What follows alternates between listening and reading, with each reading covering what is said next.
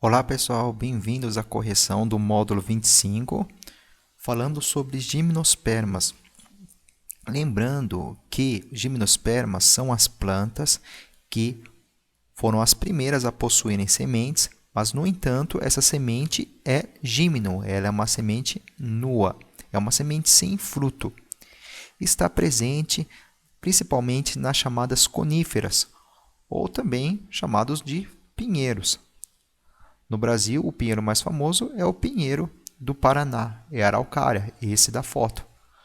Aqui nós temos a pinha, que é o estróbilo feminino imaturo, de onde serão liberados os pinhões, que são as sementes. E vamos para a questão 1.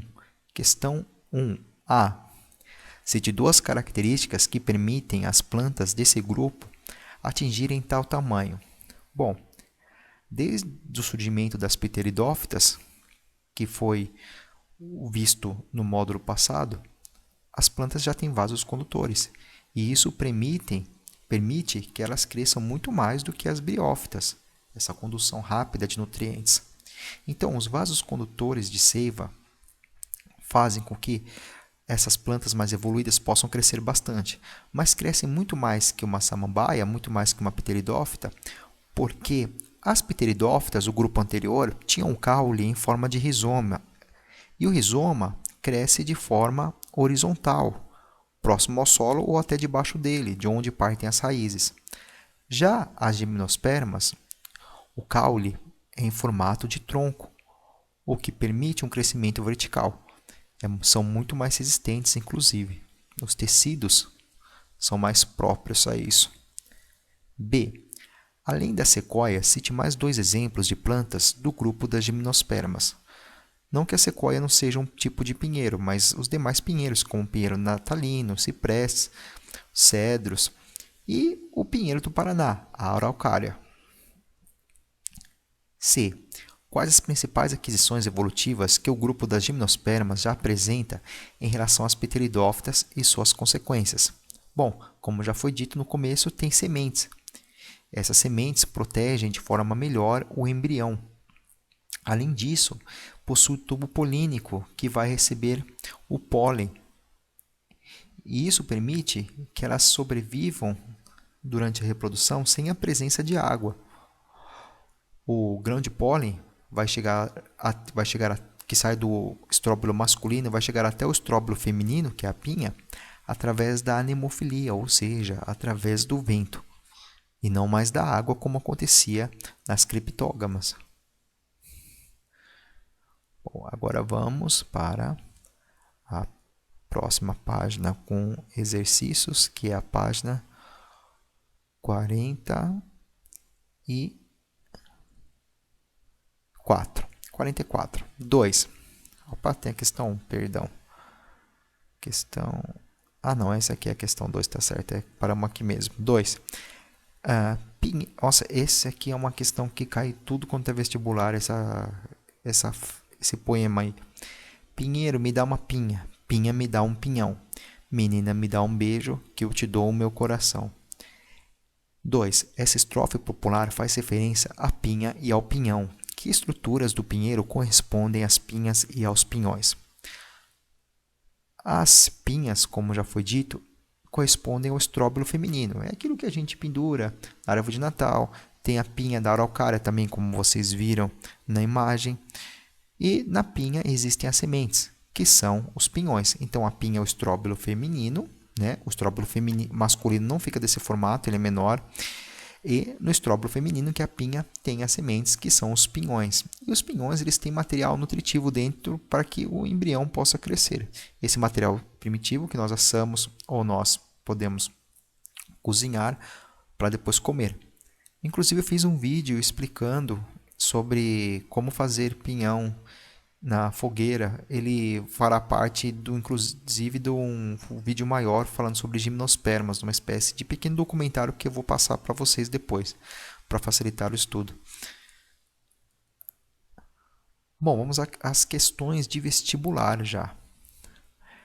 1. FUVEST, o teste da USP. O pinhão mostrado na foto, coletado de um pinheiro do Paraná, Araucária angustifolia, Ó, uma curiosidade, não existe só a araucária, que é o pinheiro do Paraná, existem outras araucárias, de onde saem pinhões comestíveis. No Chile, por exemplo, a araucária de lá é diferente daqui, tem algumas diferenças no pinhão.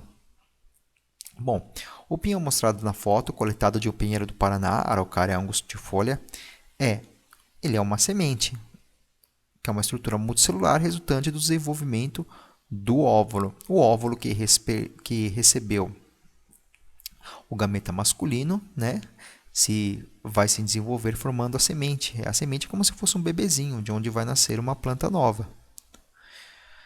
As outras respostas não fazem sentido. Um fruto, gimnosperma não tem fruto. A B também fala fruto, não tem fruto. Aqui na C fala que a semente é uma estrutura unicelular e não é um embrião. E na E também fala que a estrutura unicelular não é. 2. O DESC, assinale a alternativa que apresenta características de plantas gimnospermas. Na A, são espermatófitas e possuem sementes protegidas pelo fruto. Não possuem, logicamente, fruto. De cara já dá para perceber devido a isso.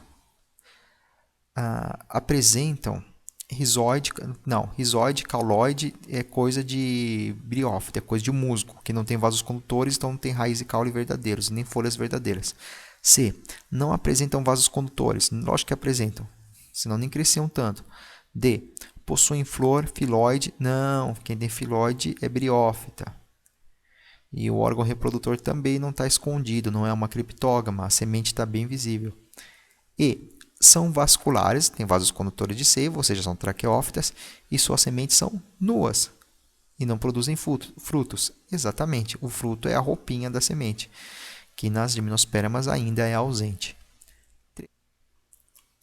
3. PUC São Paulo. Analise as seguintes características apresentadas pelas plantas. Bom, nessa aqui você vai ler as 3 características e aí vem uma pergunta. Associando o pinheiro e uma samambaia, as características é correto afirmar que.